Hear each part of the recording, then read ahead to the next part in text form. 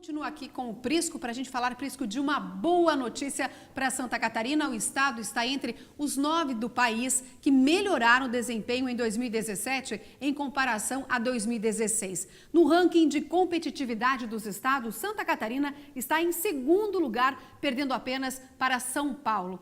Como é feita essa pesquisa e como Santa Catarina conseguiu se destacar? Eu deixo essa pergunta para você, Prisco Paraíso. Muito bem, Santa Catarina... Que ótima notícia, né? Sem dúvida. Santa Catarina foi, juntamente com outros 8 estados, os únicos que tiveram um crescimento em 2017. E com detalhe, de 2011 para cá, saltamos do 7º lugar para o 2º. Ainda no ano passado e no ano retrasado estávamos em 3º. E invertemos agora em 17 essa posição com o Paraná, que perdeu, e Santa Catarina avançou. Nós temos aqui justamente a relação dos estados com melhor performance. São Paulo preserva a primeira posição, com 87,8. Santa Catarina saltou de 74 para 77. Paraná perdeu terreno, depois do Distrito Federal, Mato Grosso do Sul, Minas Gerais, Rio Grande do Sul, Espírito Santo, Rio de Janeiro e assim por diante.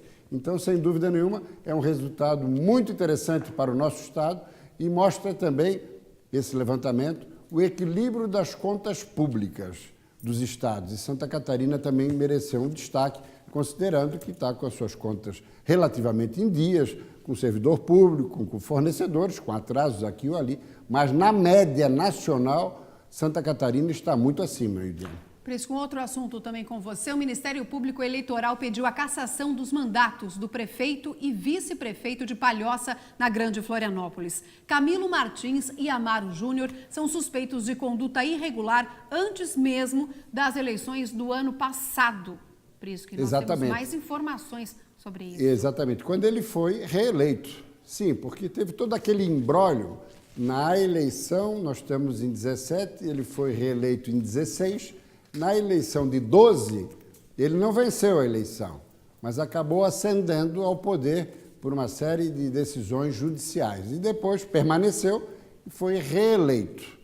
Agora está sendo questionado justamente no processo de reeleição. A decisão é do Ministério Público Eleitoral, ainda vai necessitar, evidentemente, de um julgamento, a justiça se manifestar, e o prefeito Camilo resolveu não se manifestar por nota oficial. Ele, à tarde, informa a nossa produtora, ele, à tarde, às 15 horas, estará na Assembleia Legislativa prestando entrevista coletiva e apresentando seus esclarecimentos, Juliane. No cenário nacional, por isso com a JBS. JBS que vive um momento delicado, evidentemente. Os 2 filhos, Joesley e Wesley, que pilotavam a empresa, o primeiro na presidência e o outro na vice, estão presos. Logo, o fundador e pai, José Batista Sobrinho, reassumiu o comando da empresa. O que aconteceu nesse momento? A bolsa despencou. Houve perda de substância da empresa. Nós temos até aí alguns dados. A empresa hoje vale 23 bilhões, teve uma perda só em apenas um dia. Hoje nós estamos na quarta-feira. Na terça-feira, ele assumiu, na segunda, na terça, a perda foi de quase R$1 bilhão no valor da empresa propriamente dito. Ações ON são ações em que o cidadão tem direito a voto. Teve aí um recuo de quase 4%. E agora se instaurou uma grande briga. Nós temos outro telão, antes de eu falar da briga. Em outubro de 2016, a ação da JBS na Bolsa valia quase 13 reais. Depois, em março, baixou para 10 e agora, em setembro, está em 8. Aqui, no intervalo, quando houve aquela gravação de Joesley em cima do presidente da República, caiu um pouco mais, caiu para 6. Recuperou um pouquinho, mas muito abaixo dos 12 de outubro de 2016. Isso revela o seguinte, que a JBS quis ser muito esperta, mais esperta do que a esperteza, seus dirigentes, achando que iam escapar, estão presos, estão tendo prejuízos financeiros no contexto empresarial e, mais do que isso, fez muito bem o novo presidente do BNDES, Paulo Rabelo de Castro, questionando a investidura do pai, do patriarca do grupo JBS. Por quê?